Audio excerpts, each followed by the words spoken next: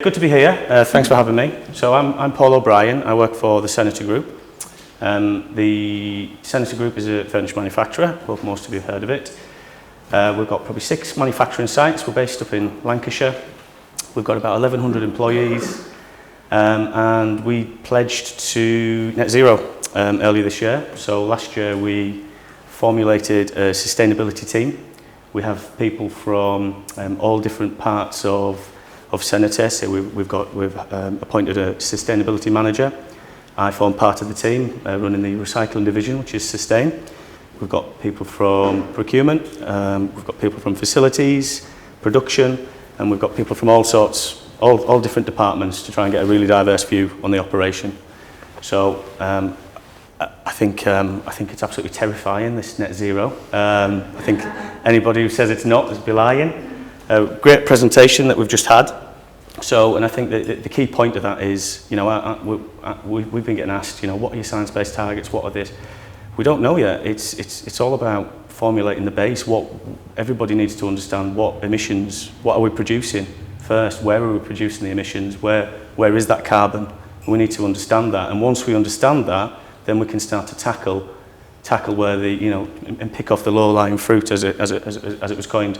So. That's kind of the journey we're on. We're still in the very early stages. We're really proud of it. A little bit scary, but what I'm going to talk about today is the recycling division, Sustain. So we set this up. We set this up probably a couple of decades ago, 15, 20 years ago, and it all started with a couple of men part-time, and what we decided to do was tackle the internal packaging waste problem. So we were buying in parts and components, and then everything's comes in packaging, cardboard. So what we decided was we'd buy a second-hand baler, and we refurbished it. It's probably not the same baler today because we've had so many different parts replaced on it. So it's circular economy in action. And what we started doing was just taking all of our own internal cardboard waste, and we were baling it up, squashing it up, and then we were sending it to a supplier for it to be recycled. And that's kind of how Sustain was, kind of how the recycling division was born. As Senator's grown as a manufacturer over the years, we decided to look at, we started to look at all of the other production sites, so not just the Huncoat site, but look at all of the other production and manufacturing sites, and look at the packaging waste that's being produced there from the components that we were buying in. And we started to channel all of that through the recycling division as well. So we've got your LDPE, or shrink wrap, bubble wrap, cardboard, polystyrene. And then in 2009, we actually branded the division Sustain, and we started looking at, we started really taking things seriously and looking at not just the packaging that that was being produced from components that we were buying in, but also looking at the packaging that we were sending out. So we manufacture new products, chairs and desks, all of those have packaging on. And what I'm going to do is I'm just going to sidestep is one of the schemes that we've got and that we've had for many years at Senator is a Kaizen scheme. And for those of you that haven't heard of it, that's Japanese for continuous improvement. And what we do is we encourage our teams at any level, wherever they're at, top level, whether middle management, office staff, production staff, warehouse staff, wherever they're positioned, they have the opportunity to submit a Kaizen. We've recently rebranded it Bright Ideas, but it's very much the same continuous improvement mindset. And what that allows people to do is they put ideas in, and we recognise and reward that, and we'll assess those ideas. And if somebody's got a really good idea, we'll look at implementing that. The guys get their recognition and the rewards, and you know we continually improve. So one of the things that we looked at sort of way back, sort of 10, 15 years ago, was looking at the packaging that we're sending out. So if we were going to start bringing back the packaging that we send out on our new furniture, you know, you've got your reduce, reuse and recycle. Recycling's one thing, reuse is another, but actually people forget that reduce is actually better than both of those put together. Is all of the packaging on our furniture absolutely essential? So we actually designed out any waste through continuous improvement, and the materials that we use on our packaging is only absolutely essential material. So we designed out the waste. It's light, it's light for transport. We designed it so we can reuse it. And then we also set up a bag return scheme. So we do have our own transport fleet. We'll deliver up and down the country throughout the UK. We have distribution centres. And the way the bag return scheme works is we deliver our new furniture to a dealer or a distributor. We provide them with bags, sustain bags. It's a big bulky bag, ton bag. The distributor will install the new furniture. They can take the bags with them. All of that packaging that's on the furniture, the chair bags, the polystyrene, the cardboard gets put back into these bulk bags. They bring it back to the distribution centre. When we deliver a week or two later, we offload more new furniture. That is then an empty vehicle. It's our vehicle, it's returning back to us. So one of our KPIs with the logistics team is actually let's make sure that those vehicles returning aren't empty. And that's reverse logistics. So it enables us to bring back and be responsible and accountable for our own packaging that we're sending out there. And as long as it's us that's delivering it and we've got control of that, we can ensure that that packaging comes back to us. It's light, the vehicles are returning anyway, and what it lets us do is we can actually start to look at reusing some of that packaging. So when we first started it in 2009, we were probably bringing back about 20 bags a month. Now, comfortably year on year, even in the coronavirus era, we're still bringing back 10,000 cubic metres of packaging every year of packaging. It comes back to us, and we make sure that none of that goes to landfill. What we've designed into the packaging is we've made sure that it's 100% recyclable, and where possible, we've got recycled content already in our packaging. But that doesn't necessarily mean it gets recycled, so it's really important that we've got a way to recycle that if we can't reuse it. I don't know if anybody recognises what these are. Is anybody in the industry? Hands up, hands up. Anybody? Corners, polystyrene corners, yeah. So these are corner protectors for desks, desk panels. Well, these are probably a couple of pence each. So these go on our desks. Desks go out, they get delivered. The packaging comes back via the bag return scheme, and when we've got a team that sorts through the different materials, and when we come across the corners, or any other packaging for that matter, what we do is we look at it, we'll assess it. If it's suitable for reuse, we'll put a little dot on the corner to signify that we've reused it. We'll set it aside, we'll send it back down to production for it to be reused again. That corner then goes back out on another desk, and what we started finding was these corners were coming back already dotted. So we put another dot on it, because we'd use it again. And it'd go out, and we'll continue to dot it because we can, because it's reusable. There's no need to recycle it.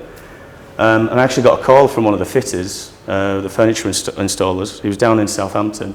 Now, I don't get involved with furniture installation. I run Sustain. So for a furniture installer to be phoning me, I'm thinking, oh, what's happened here? There's something gone wrong. And he was just so excited to tell me that he found a corner with 7 dots on it. So it just shows that it runs right through, you know, the mindset runs right through the company, and that was fantastic to hear, and a relief as well.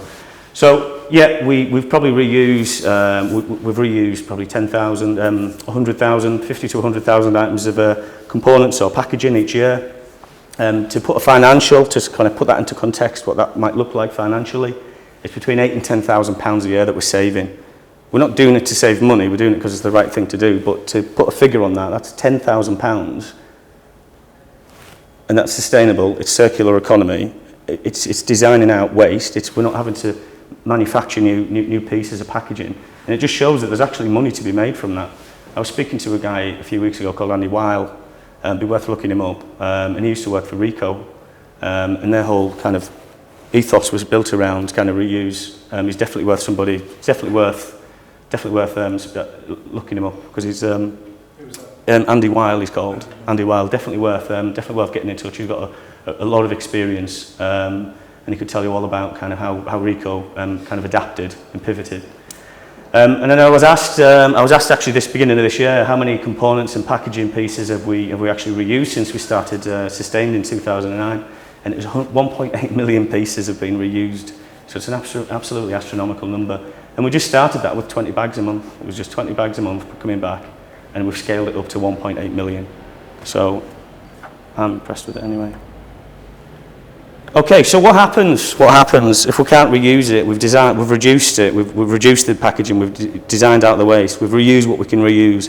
What if those corners come back and they're damaged? Recycling isn't necessarily the silver bullet, but there's still a need for it. Absolute need for it. We shouldn't be leading with recycling, but there's still definitely a need for it. So if we can't reuse the polystyrene, we have a machine called a Polypress. And what that does is it compacts the polystyrene.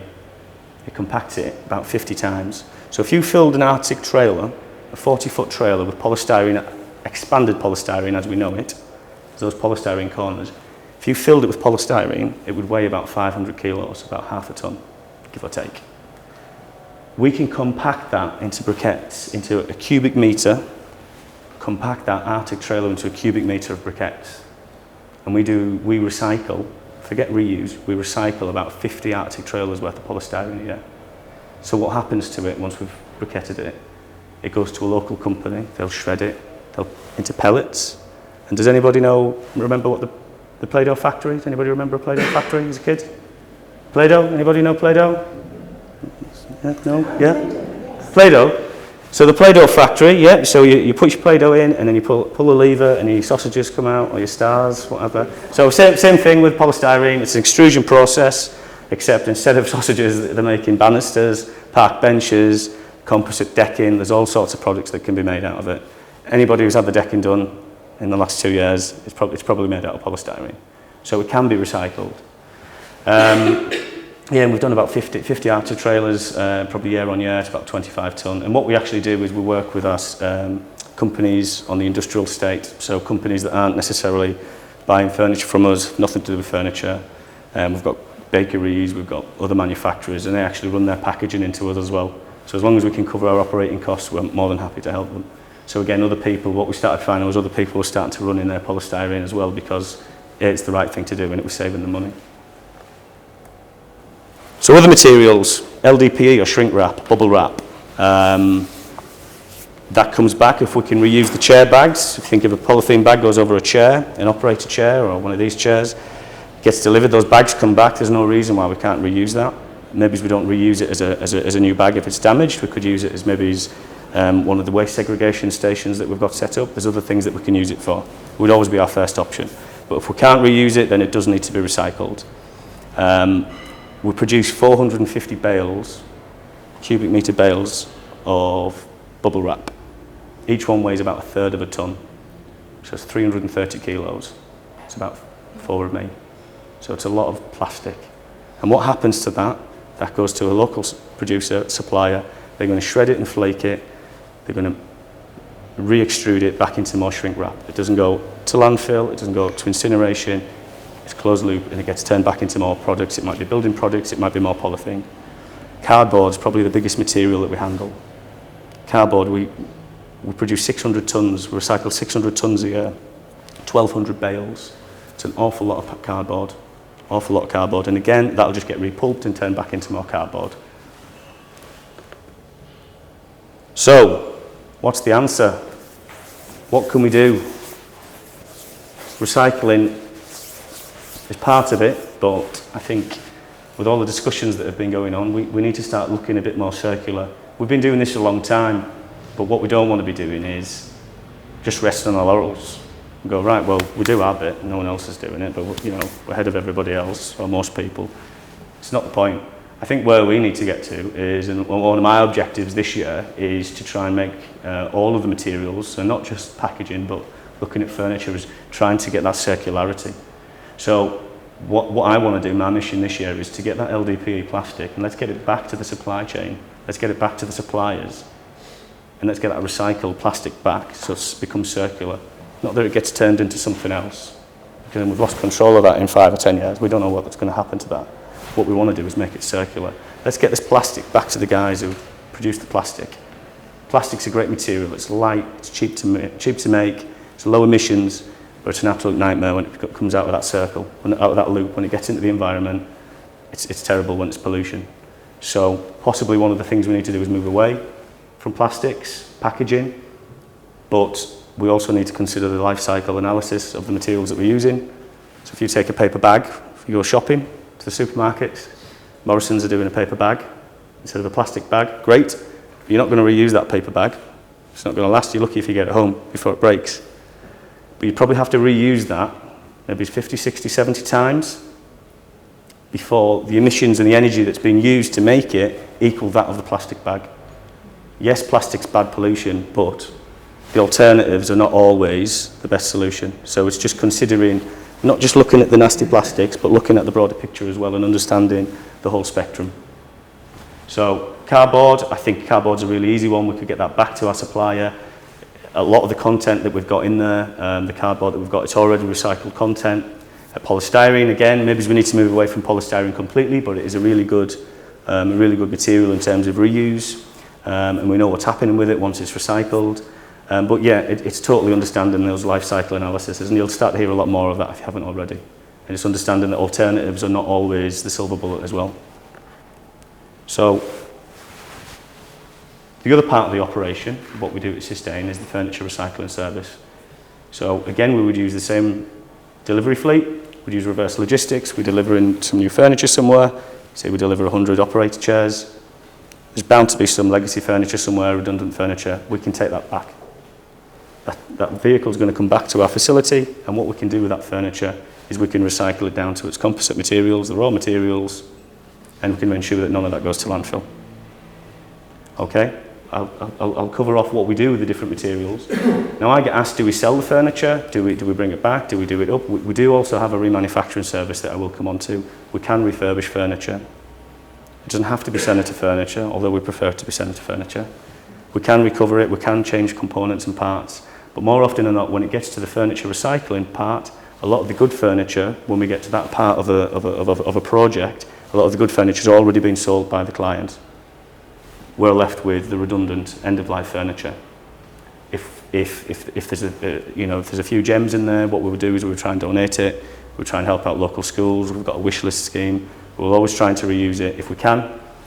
But a lot of this furniture is end-of-life. So we'll bring it back. Again, when we first started doing it, we were bringing back maybe 20 operator chairs per month. We now recycle and divert from landfill around 60 to 70,000 items of furniture a year. Even this year with coronavirus, probably one of the busiest years I've ever had.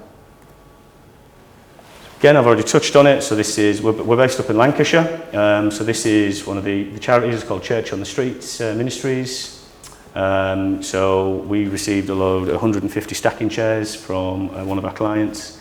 These guys were in a need. They run meetings like Alcoholics Anonymous, and they do a lot of social CSR schemes and meetings, helping the community.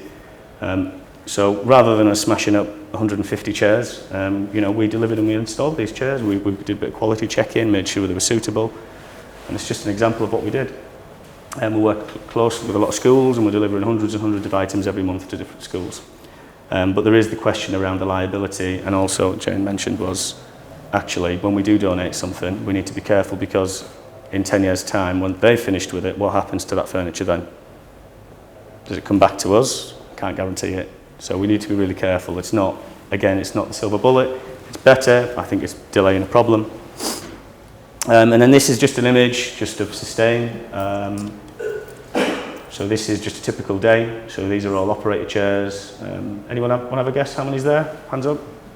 Shout out some numbers. 8,000. No, oh God, I hope not. Of heart attack. About 200,000. 5? 500. 500. There's about 1,200 chairs there. Good. 1,200 chairs. About 1,200 chairs. So we probably deal with 1,500 to 2,000 items of furniture a week. So we talk about donating, but we need a flow for the process, because this will take a couple of days to fill up. If we don't clear that, we'll clear that area 2 or 3 times a week. It is vast. It is vast. So what do we do with the materials? So if you take an operator chair, we dismantle it to its raw materials. So we've got foams, fabrics, hard plastics, metals and woods. So what we do with the foam, we'll strip the foam away and we'll bale the foam. We use a local supplier. We'll come and collect it. They'll shred it and turn it into carpet underlay. Okay? Really good. Actually, what I've had is, as part of my mission to be more circular, we've actually had the foam supplier that supplies us with new foam for new furniture. They've been in last week to see what we do.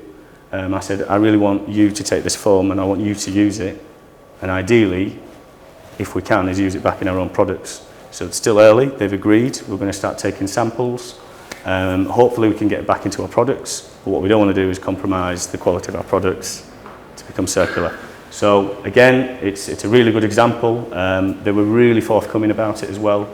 And at the end of the day, it's a commodity to them, it's a resource. So they were very interested in it.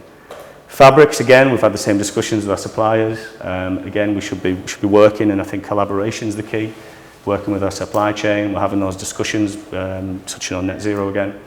The fabrics, so we bale the fabrics up, they'll end up in car acoustics in the automotive industry, mattress filling, animal bedding, even stuffing for punch bags. So there's lots of different uses for it, but I think the key to it is to try and make it more circular, and let's get our supply chain involved, let's make them accountable. And I think what you'll find is a lot of people are really keen on it now. What do we do with the hard plastics? Plastics. So we tend to get nylon, which is your 5-star base, and we tend to get polypropylene. So what we do is we chop the nylon up because they're quite bulky and there's a lot of void, so we'll stick it into a typical stillage here. Probably get 1/4 of a ton of nylon. That's going to go to a very, very local supplier. They're going to granulate it, and then that will go on to further different products and be reused into other materials and other products. Polypropylene, the plastic chair on office chairs. We'll probably get 30,000 office chairs to recycle every year. We'll take the plastic backs off, and we've actually got a granulator on site, so we can actually granulate that material. So that's a little jar of polypropylene. There's probably a couple of chair backs there. We'll granulate it, and our supplier will extrude it, injection mold it. They'll make wheelie bins, dinner trays, and then again, one of the discussions that we've had with one of our suppliers who provides us with injection molded components is we need to find a solution of getting this plastic back into our products, but again, not to the detriment of the quality of our furniture. So possibly it would be maybe the shroud under a chair, or we just need to be careful. A lot of the plastics that we get back and a lot of the chairs we get back aren't necessarily senator furniture. So we don't always know the composition, we don't know the detail, we just don't know that product. We don't have the analysis of that product. So we just got to be really careful and selective. But again, it's something we're pushing, it's something we're working with our suppliers on in collaboration. I'd like us to get to. Wooden furniture, we probably recycle 4,500 tonnes of material in sustain a year. 4.5 million kilograms sounds better though, doesn't it? So, about half of that is wood. So the wooden furniture comes in, probably desks have been bashed around or pedestals, and what we can do is we'll strip it down, we'll take the metal legs and the plastics, remove the metals and plastics, and we've actually got 2 wood shredders on site. Hoggers, very noisy, Jeremy will vouch for that. We drop the wood into there, it shreds it, crumbs the MFC up. That's going to go into either biomass fuel, it goes into animal bedding, but I think more interestingly, there's about 1/3 of what we feed into those hoggers goes back to one of the panel manufacturers, one of the main panel manufacturers in the UK who buy our material from. So when we're buying our panels to make new furniture, some of our recycled material is getting sent to them. Not all of it, but again, it's a start, and I think that's something we want to do, is we want to start to increase that percentage. That's something we want to work towards. Okay, so kind of just to recap, looking at the circular economy is ultimately trying to get things back into the supply chain from a recycling point of view. So whether that's the polymers back to the supply chain, the woods, the fabrics and the foams, and it's something we're on our mission with to do this year. Remanufacturing, we can remanufacture chairs. I think it's more difficult to remanufacture really cheap chairs, so kind of low value, low quality chairs. You've got to ask yourself the question, is it the right decision? Is it the right thing to do? I think if you've got a really good quality product to start with, then I think you can extend the life of that. We've probably recycled over 10,000 items of furniture since we've started doing it. It might just be a simple recover, a really tired looking chair. Maybe it's a case of replacing the foam, and any parts or materials that don't get reused come back to the recycling facility, and we recycle them and make sure they don't go to landfill. There's also the cost versus the sustainability. So everybody thinks, yeah, I'm going to have everything reused. I'm going to have 400, sit-stand workstations. I want this, I want that, I want it in white. Well, we can do that, but it might cost you twice the price of new. You've got to look at that. Oh, well, I'm not paying that. Well, how green are your credentials then? Are you just saying it, or do you actually mean it? Are you going to? So it's also looking at that cost analysis as well. You know, I think more often than not with chairs, I think you can probably make a bit of a saving. You probably get another few years out of it, and maybe we can revisit that again. So there is, not everything's necessarily cheaper to reuse. Just a couple of examples. So that's just the chair, you can see. Go back a slide. So that's the old horrible chair. Just recovered it, nice and easy, polished the frame. There you go, it's going to be good for another few years. This is out of London. We've got this sent up, reverse logistics. So a tired old chair, looks like from the 70s. Again, brought it back up to the factory on the vehicle that was returning.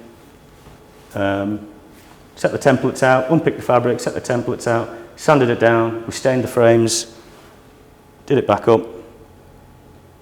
went through the process, and it looks a little bit better there. And then again, that'll probably last another 10 years. It's a bit like battleships, those chairs. And then again, this is just something else, just sort of showcasing what we can do in the different types of furniture. Not necessarily what we're renowned for is sort of banquet seating, but again, this is at one of the universities in the southwest. Not our product, but we got it back. It was a real challenge. We've got a lot of vehicles down in the southwest, so we've got a lot of opportunity to bring furniture back up. So we removed booth seating, the banquet seating, some choice colours. Wasn't my choice, but it looks good. It looks better than it did. And again, it just demonstrates what can be done. And this is something we did a few years ago. It shows that, you know, people are the demand's there, but I think the key to it all is the collaboration. So, little cheesy phrase, just about resting on our laurels. It's something we don't want to do. I think I'm really proud of what we've done. I'm really proud of Sustain, proud of the remanufacturing and the recycling. It's something we work very hard at. But as we know with net zero, we're nowhere near where we need to be. We've pledged, we're excited, a little bit apprehensive, but we need to understand what our base emissions are. We need to know where they are, and that's where we're at in our journey. And we're in discussions with our supply chain now about working in collaboration. And it's only with collaboration that we'll be able to get to net zero.